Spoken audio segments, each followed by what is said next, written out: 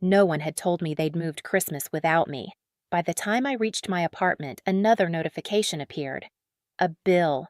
$25,000 for Serena's car. No greeting, no explanation.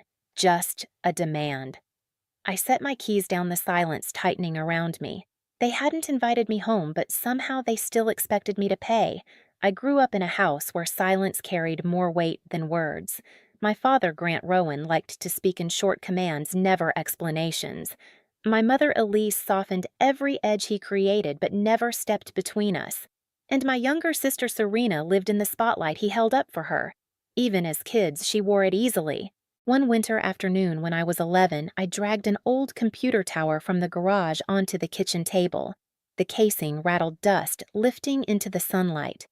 I had no idea what I was doing. I only knew it felt like something that belonged to me. I bent over the open panel, studying the pieces, as if they were a language I could learn. Grant walked in coat still on. He didn't ask what I was building. He didn't even come closer. He glanced at the wires at me, then shook his head. "Waste of time," he said, hanging his keys on the hook. "Do something real." Behind him, Serena, 2 years younger but always 2 steps ahead in his eyes, slid onto a chair, swinging her legs. "Dad, look what I made." She held up a drawing of a horse wearing a crown. Grant smiled, ruffled her hair. "That's talent," he said. His voice never sounded like that with me. I remember touching the motherboard lightly, as if my fingers could hide my embarrassment. I closed the panel quietly and carried the computer back to the garage. That day, something shifted. A quiet understanding lodged itself beneath my ribs. I wasn't the one he wanted to see succeed. When I turned 16, Serena got a used car for her birthday. I got a handshake and a reminder to be responsible. 2 months later, she scraped the entire passenger side on a concrete pillar. Grant blamed me for not teaching her to park, though I'd never been in the car with her. Serena apologized once softly, but when Dad was in the room, she let the story twist toward my carelessness. It was easier for her that way. In high school, every science fair ribbon made Elise smile, but she tucked the certificates into a drawer as if afraid someone might see them. Serena's cheer trophies lined the hallway. Guests admired them the moment they stepped inside. I learned to live in the spaces between applause. In college, when I called home to share that I'd been accepted into a cybersecurity program, Grant sighed through the phone. "So, you're still chasing that chasing?" As if ambition was a mistake. Serena's updates were different: new job offers, new celebrations, new praise. She kept me informed with a kind of polite pride, the way someone might discuss weather patterns. Never cruel, never kind. Just detached. Looking back now, I realize none of it surprised me when they didn't invite me to Christmas. The pattern was older than any holiday. It was the life I had learned to survive in, but I never planned to stay in it forever. The bill arrived an hour after the Christmas photo. $25,000. The subject line was blunt, almost careless, as if the amount meant nothing to anyone sending it. A short note followed, written by my father, Grant Rowan, and copied to my mother, Elise, and my sister, Serena. "Handle this before the end of the month." No context, no greeting, just expectation. I stared at the message until the numbers blurred. Serena had crashed her car twice before minor scrapes, careless turns, but this was the first time they'd asked me to pay for anything that wasn't mine. And they asked on a night they hadn't invited me home. My phone buzzed again. A new text from Serena. "Just take care of it." "Dad's stressed. It's not a big deal." Not a big deal. She always used that phrase when she wanted something to disappear. I set the phone face down the screen, lighting the table in pulses. Outside, snow drifted along the balcony rail. Inside, my apartment felt too still, too clean, as if waiting for a decision I wasn't ready to name. I tried to swallow the familiar ache, the one shaped like all the years I was expected to fill the gaps, to be responsible, to be useful. They had cut me out of Christmas, yet assumed I would step quietly back in line when they needed help. A quiet part of me wanted to ignore it the way I always had. Another part, the part that had been growing quietly for years, simply paused. I picked up my phone again, scrolling through the group thread. Serena laughing at some joke. Elise holding a tray of cookies. Grant carving a roast. My seat empty. My name missing, the holiday complete without me. A knot tightened beneath my ribs, but not from sadness. Something slower, sharper, a realization settling like cold air in a quiet room.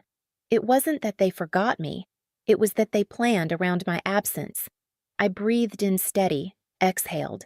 My fingers hovered over the screen, but no reply came. Not anger, not argument, nothing. I set the phone aside, then I opened my laptop. The moment the screen lit up, I understood something I had never let myself admit. They didn't erase me by accident, and I didn't have to stay written in pencil. I didn't move at first. The laptop screen glowed in the dark kitchen, washing the countertop in a cold, even light. Snow tapped against the balcony glass, soft and rhythmic, the kind of sound that usually eased me. Tonight, it only seemed to underline the silence. I opened my financial dashboard. Rows of numbers blinked back at me, steady and factual, everything my family always refused to acknowledge. Years of contracts payments, project bonuses, everything I had built on my own, without them knowing, without them asking. My cursor hovered over the recent messages again. The Christmas photo, the empty seat, the car bill. Handle this before the end of the month. My father, Grant, always wrote like that, short-clipped, devoid of question marks, as if my life existed to patch the consequences of everyone else's choices. As if my job was simply to absorb impact. I took a slow breath and leaned closer to the screen, elbows braced on the cool countertop. When I was younger, I used to whisper explanations in moments like this, rehearsed reasons, excuses, anything to soften their silence. I didn't owe explanations anymore. The first thing I did was pull up the bank account tied to the car loan. My name wasn't on it. Of course it wasn't. Serena's name was, and my father's. Yet somehow they'd decided the responsibility belonged to me. The cursor blinked beside the contact number. I didn't call yet. Instead, I opened a notebook and turned to a clean page. I wrote 3 lines. Car loan. Due amount $25,000. Ownership Serena plus Grant. The handwriting was steady, not angry, just precise. I turned to the next page. Christmas. Invite list not included. Message sent after dinner started. I flipped the page again. Pattern contribution, expected presence optional. I sat back staring at those words. They didn't sting, they clarified. For the first time, I felt the shape of the boundary forming not in emotion, but in logic, a clean cut, a necessary one. I closed the notebook. In the quiet, the apartment felt different, less like a refuge, more like a command center. I opened the drawer beside the sink and pulled out a folder. Inside were documents I hadn't looked at in months. Partnership agreements, revenue summaries, projected valuations, all the things no one in my family had ever asked about because they never believed I had anything worth knowing. I spread them out on the table one by one, aligning edges until everything formed a neat grid. It looked like evidence. Or maybe it looked like a map where I had been and where I was going next. I didn't need revenge. I needed distance. A clean separation measured in facts, not feelings. The bank's number flashed on the screen again. I tapped it. A calm, automated voice answered, "Please hold while we connect you." My fingers curled lightly around the edge of the counter. This wasn't anger. It was clarity. The kind that settled deep, the kind you felt in your spine. A human voice came next. "How can I assist you?" I spoke evenly. "I need to report a vehicle for repossession. The owner has defaulted. The woman on the line asked for documentation. I gave her every detail tied to the loan, each one provided by my family in the forwarded bill. When she asked for my relationship to the owner, my answer came without hesitation. I'm not responsible for the loan," I said quietly. "But the borrowers believe I'm still here to fix things for them." I'm not. There was a pause, the kind where an operator doesn't know if she should ask anything more. She didn't. She simply processed the request. When she confirmed the next steps, I thanked her and hung up. It felt like clicking a light switch off. Clean, final. I didn't feel triumphant. I felt settled. The apartment stayed still around me, the hum of the refrigerator rising and falling like a soft breath. In the reflection on the balcony glass, I saw myself, shoulders straight, hair pulled back, eyes clear. I opened my email next. A new message from my father sat at the top. "We need you to transfer the money tonight." I didn't open it. Below it, one from Serena. "Please don't make this harder than it needs to be." I didn't open that either. Instead, I clicked new email. My fingers hovered, then typed slowly. To Grant Rowan, CC Elise Rowan, Serena Rowan, subject regarding the car body. I won't be covering the bill. This isn't my responsibility. Please handle it directly. I read it twice, not for tone, but for accuracy. It wasn't cruel. It wasn't emotional. It was simply the truth. I pressed send. The message left my outbox with a small, soft sound. A tiny click, barely audible. Yet it felt louder than anything they had said to me all year. I shut the laptop gently, the screen fading to black. The apartment returned to its quiet rhythm. I walked to the window, leaning slightly toward the glass, the way I always did when thinking. Snow drifted down in slow spirals, settling on the balcony railing like dust on an old memory. I didn't feel guilt. I didn't feel doubt. For the first time, I felt direction. A shape of a life where I wasn't a placeholder, where I wasn't the family's quiet first responder, where I wasn't the reliable shadow. A life where I was simply me. I turned off the kitchen light. The room fell into soft darkness. Everything felt aligned. This time, I wouldn't fix what they had broken. Morning light crawled across my apartment floor, thin and colorless. I woke to the vibration of my phone, steady as a heartbeat. Messages piled up one after another, alerts, missed calls, new voicemails filling the screen before I even touched it. I didn't need to read them to know who they were from. I made coffee instead. The steam rose in slow coils, softening the sharp edges of the kitchen. I sat at the table, hands wrapped around the mug, letting the warmth settle into my palms. Only then did I pick up the phone. The first voicemail was from my father, Grant Rowan. His voice was clipped, controlled, on the verge of cracking. "Emberly, call me back. Immediately." The second was shorter. "This is not how family behaves." The third, longer, tighter, held a strain he didn't bother masking. "There's a problem with the car. Call me now." I deleted them without listening to the rest. A message from Serena came next, her words rushing across the screen in a frantic stream. "What did you do?" "They came to the house. They're taking it. Dad is furious. This is your fault."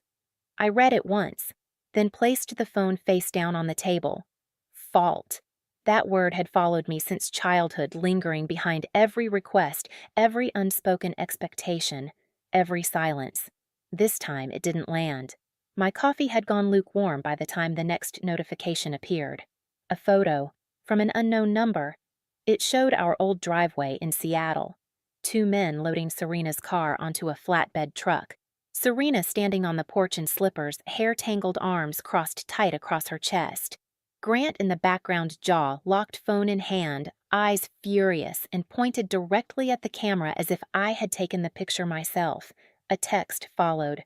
"We need to talk. Answer your phone." I didn't.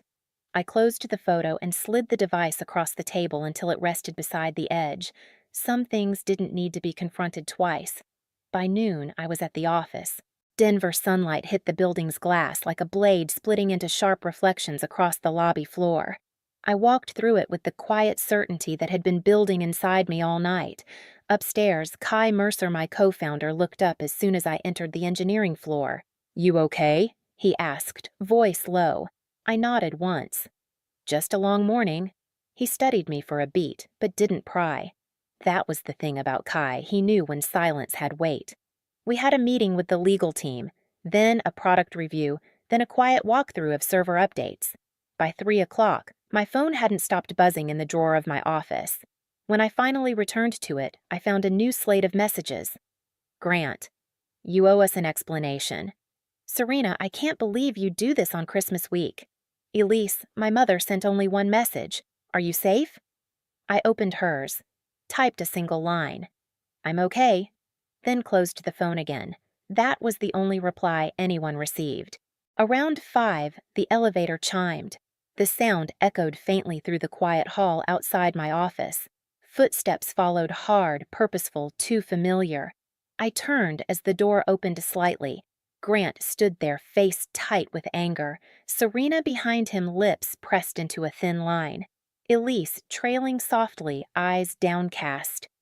Emberly, my father said, stepping inside without waiting. "We need to discuss this." I stood still. "There's nothing to discuss." "You had no right," he snapped. "You embarrassed us." I let the sentence settle in the quiet room. "No," I said. I stopped being responsible for the consequences of choices I didn't make. His jaw worked. "Family helps each other. Family invites each other to Christmas." I replied calm even. Family doesn't send a bill as a substitute for a seat. Serena flinched. Elise looked up, a single breath catching in her chest. Grant pointed at the phone on my desk. "Call them. Fix this." I met his stare. The air between us felt cold, precise, inevitable. "I'm done being used." The room stilled. Grant took a step back, not physically, but something in him pulled away, recognition cutting through his anger like a sudden draft. For the first time, he realized I wasn't negotiating. I wasn't returning. I wasn't his to command. He turned sharply, muttering under his breath, and walked out. Serena followed, eyes burning, breath unsteady. Elise lingered a moment, her fingers brushing the doorframe. "I'm glad you're safe," she whispered. Then she left too. The door clicked shut behind them, quiet, exact, final. I stood alone in the office, the city stretching wide beneath the glass. For the first time, the silence felt like authority. The apartment was dim when I returned that night. No messages lit the screen. No vibrations echoed across the counter. The silence felt complete in a way it never had before, steady, almost structural, as if the quiet itself was holding the walls upright. I set my keys down and walked to the window, leaning slightly toward the glass, the way I always did when thinking. Denver stretched beneath me, calm and wide, the lights blinking like slow-moving constellations. The city didn't care who I had been to my family. It only reflected who I was becoming. I made tea and carried it to the balcony. The air was colder than earlier, soft, with the kind of stillness that comes only after a decision has already taken shape. I wrapped both hands around the mug and let the steam rise against my face. My breath drifted out in thin, pale ribbons dissolving into the night. There was no triumph in me, no rush, no surge of victory, just space. Enough space to finally see the years I had spent bending myself around other people's expectations. Enough space to understand that stepping away wasn't rebellion, it was survival. And enough space to feel for the very first time that my life belonged to me in a way it never had before. Inside, the apartment's lights glowed faintly against the hardwood floor. A folded jacket lay on the back of a chair. A small stack of work files sat neatly on the table. Ordinary things, quiet things, uncomplicated by obligation. I thought of Elise, my mother, her soft voice, the careful question she'd asked earlier. "Are you safe?" It echoed in me longer than anything else from the day. For years, I mistook distance for failure, silence for punishment. But standing there, feeling the cold wind move through my sleeves, I understood something uncomplicated and clean. Sometimes distance is the only version of love you can give yourself.